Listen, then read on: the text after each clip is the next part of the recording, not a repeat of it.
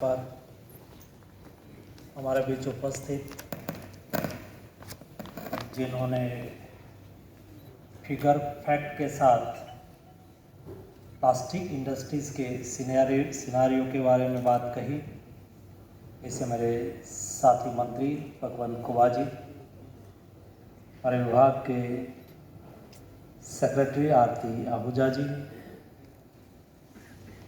हमारे मित्र श्री जिग्नेश भाई दोषी, अजय भाई शाह, विमल भाई दुबे, जयेश भाई रामबिया जी, अशोक गोयल जी, सभी इंडस्ट्रीज से आए हुए भाई और बहन, जैसा यहाँ बताया गया अभी तक नहीं हुआ है इतना सबसे बड़ा 2023 प्लास्ट इंडिया को ऑर्गेनाइज करने हम जा रहे हैं। इस टाइप के कार्यक्रम की आवश्यकता इसलिए होती है, इस इंडिया प्लास्ट के माध्यम से not only for India but entire world जो प्लास्टिक इंडस्ट्रीज के प्लेयर यहाँ आएंगे, बेस्ट टेक्नोलॉजी का आदान प्रदान होगा, आपका संपर्क आपकी डाउनस्ट्रीम आपकी अपस्ट्रीम इंडस्ट्रीज के साथ होगा, जो आपकी इंडस्ट्रीज को आगे बढ़ाने में उपयोगी भी होगा। और इसलिए देश में और दुनिया में इस टाइप के ऑर्गेनाइजेशन, इस टाइप के प्रोग्राम्स, इस टाइप के कार्यक्रम कंटिन्यूस होते रहते हैं। कभी हमारे यहाँ होता है तो दुनिया इंडिया में आती है, और दुनिया में कोई जगह पे होता है तो हम वहाँ जाते हैं। लेकिन ये लर्निंग होती है, एक सीखना होता है। सीख के समझ के आगे हम उसमें से कुछ न कुछ करते हैं। उसमें हमारा व्यक्तिगत तौर पर इंडिविजुअल सेल्फ डेवलपमेंट भी होता है, सेल्फ इंडस्ट्रीज डेवलपमेंट भी होता है, और उसके साथ देश की इंडस्ट्रीज भी आगे बढ़ती है। इसलिए इस कार्यक्रम का महत्व होता है।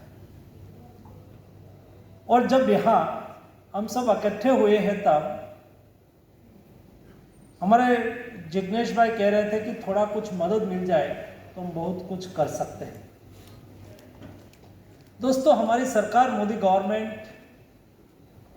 Is pro poors, pro farmers but industries friendly government. हम मानते हैं, जानते और समझते भी है कि कोई भी देश को आगे बढ़ना है तो उसकी प्राथमिकता होती है अपनी इंडस्ट्रीज को प्रमोट करना, इंडस्ट्रीज को आगे बढ़ाना। ये नहीं केवल हम कहते हैं, लेकिन आज से 2000 साल पहले आचार्य चाणक्य ने एक अच्छी बात कही थी कि कोई देश आगे बढ़ना चाहते हैं, कोई राज्य आगे बढ़ना चाहते हैं तो उसकी प्राथमिकता क्या होनी चाहिए। तो एक दार्शनिक व्यक्ति ने कहा था कि देश को आगे बढ़ने के लिए अपने राज्य में रहने वाले महाजनों को राज्याश्रय देना चाहिए। यानी कि राज्य में जो महाजन रहते हैं, इंडस्ट्रियलिस्ट है, हमारे कारोबारी लोग हैं, उसको मदद करना चाहिए। और सेकंड सेंटेंस में चाणक्य ने कहा था क्यों मदद करनी चाहिए, तो उन्होंने कहा कि ये वेल्थ क्रिएटर होते हैं, इस संपत्ति का सर्जक होते हैं। My self is best politician.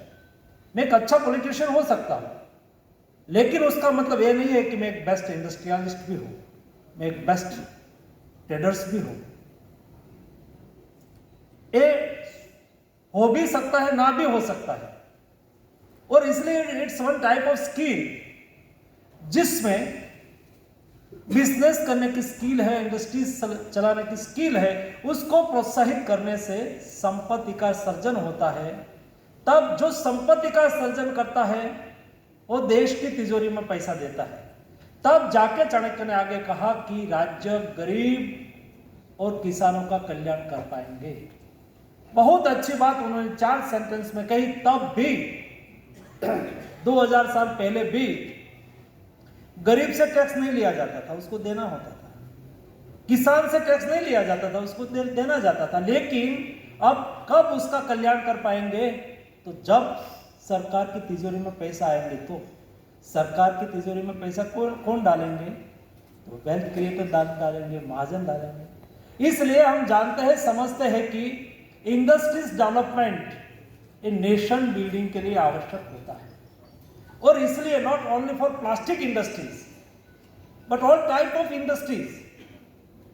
मैं फार्मा मिनिस्ट्री देख रहा हूँ, वहाँ फार्मा इंडस्ट्रीज है, केमिकल्स इंडस्ट्रीज है, पेट्रोकेमिकल्स इंडस्ट्रीज है। सबसे पहले पीएलआई स्कीम फार्मा इंडस्ट्रीज में मैं लेके आया था, मकसद यही था, मोदी जी ने कहा कि देश को आत्मनिर्भर बनाना चाहिए। आत्मनिर्भर यानी कि उसकी डिफिनेशन केवल इतनी नहीं है कि हम सारी चीज इंडिया में ही बना लें। ग्लोबलाइजेशन का समय है, हमें कुछ इंपोर्ट भी करना पड़ता है, हम एक्सपोर्ट भी करते हैं, लेकिन देश की क्रिटिकल रिक्वायरमेंट तो मिनिमम हमारी जो क्रिटिकल रिक्वायरमेंट है वो तो इंडिया में बननी चाहिए। ये उद्देश्य से 53 एपीआई आइडेंटिफाई किया था। वो 53 एपीआई 80-85% एवं हम इंपोर्ट पर डिपेंडेंट थे और उसको इंडिया में बनाने की आवश्यकता थी। केवल अभी 1.5 साल हुई है, मुझे बताते हुए खुशी हो रही है कि पीएलआई 1 और पीएलआई 2 दोनों स्कीम का इम्प्लीमेंटेशन हो गया है। 70% मैन्युफैक्चरिंग स्टार्ट हो चुका है, इंपोर्ट डिपेंडेंसी कम हो रही है। हमें मैन्युफैक्चरिंग भी करना है, मैन्युफैक्चरिंग बढ़ाना भी है, एक्सपोर्ट भी करना है, एक्सपोर्ट बढ़ाना भी है। और इसलिए सरकार का रोड मैप क्या है? आप यहाँ कारोबारी लोग इकट्ठे हुए हैं, तो हम कौन से रोड मैप पे आगे बढ़ना चाहते हैं, जिस रोड मैप के आधार पर आप अपनी इंडस्ट्रीज को आगे बढ़ा सको। उसके लिए क्या होना चाहिए?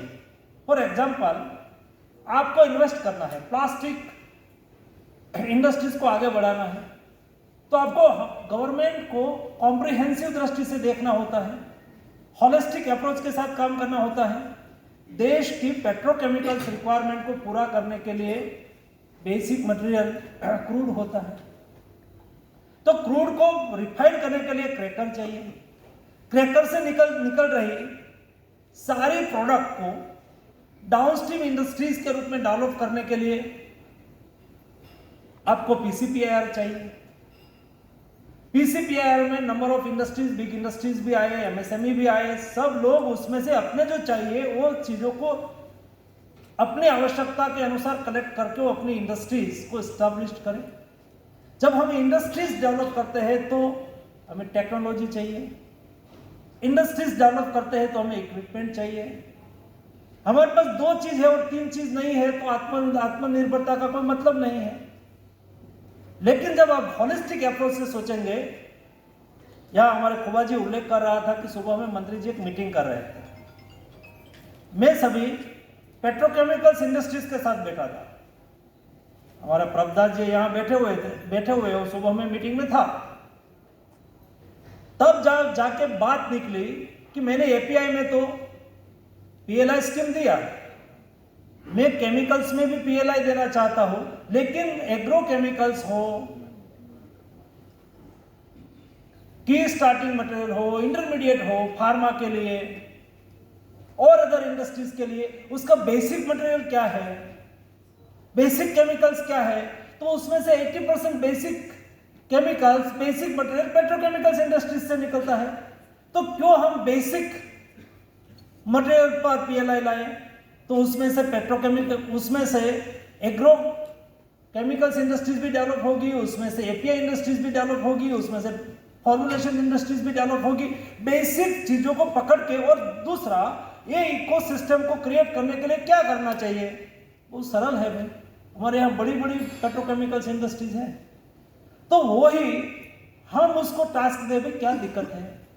जब हम रोड में